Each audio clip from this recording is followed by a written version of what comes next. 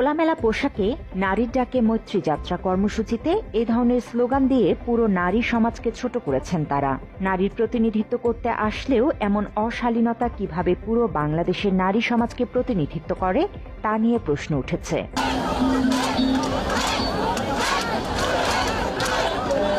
90% মুসলিম সংখ্যাগরিষ্ঠের দেশে পশ্চিমা ধ্যান ধারণা বাস্তবায়নে মানিক মিয়া অ্যাভিনিউতে আয়োজন করা হয় নারীর ডাকে মৈত্রী যাত্রা, যেখানে বিভিন্ন স্লোগান ও ব্যানার হাতে রাস্তায় নামে তারা।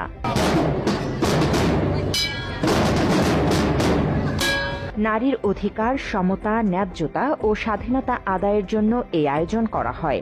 সেখানে পিতৃতন্ত্র নিপাত যাক, আমরা বেশ্যা, বুঝে নেব হিস্যা, জমি ঘর উত্তরাধিকার, নারী চায় সম অধিকার, আমার শরীর আমার ইচ্ছা এ ধরনের বিতর্কিত প্ল্যাকার্ড নিয়ে স্লোগান দেয় তারা। এছাড়া নারীর ডাকে মৈত্রী যাত্রা থেকে ধর্মীয় শিষ্টাচারকে উগ্রবাদের সঙ্গে তুলনা করা হয়।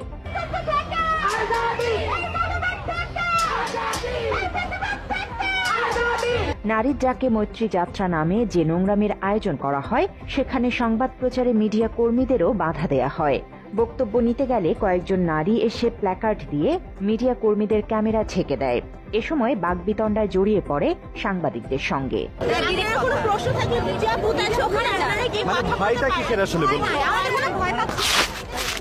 নারীর প্রতি বৈষম্য কমানোর নামে ধর্মবিরোধী প্রস্তাব সহ 423টি সংস্কার প্রস্তাব দেয় নারী সংস্কার কমিশন। কমিশনের প্রস্তাবে সম্পত্তির হিসেবে নারী পুরুষ সমান অধিকার, ম্যারিটাল রেপ, ধর্মীয় রীতির বাইরে বিবাহ আইন ও যৌন কর্মীদের শ্রমিক হিসেবে স্বীকৃতি দেয়া সহ বিতর্কিত বিভিন্ন সংস্কার প্রস্তাব দেয় তারা। এরপর শুরু হয় নানা সমালোচনা। সংস্কার কমিশন ও বিতর্কিত নারী ডাকে মৈত্রী যাত্রার বিরোধিতা করে ক্ষোভ জানিয়েছে সাধারণ নারীরাই। তাদের মতে নারী সংস্কার কমিশন কৌশলে নারী পুরুষকে মুখোমুখি দাঁড় করিয়ে দিচ্ছে। এই যে নারী বিষয়ক সংস্কার কমিশন পুরুষকে পুরোপুরি প্রতিপক্ষ হিসেবে দাঁড় করিয়েছে।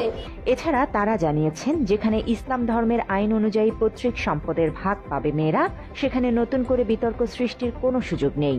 পাশাপাশি বিদ্যমান আইনে নারীর যে অধিকার দেয়া আছে সেটাই নিশ্চিত করা উচিত বলে জানান তারা। এরই মধ্যে নতুন করে সম্পদের সমান ভাগ পাওয়ার প্রশ্ন তোলায় সেই অধিকার থেকেও বঞ্চিত হতে পারে নারীরা। সেখানে নতুন একটা ইস্যু তৈরি করে নারীর যে প্রাপ্য অধিকার সেখান থেকেও নারীকে প্রকৃত অর্থে বঞ্চিত করা হয়েছে।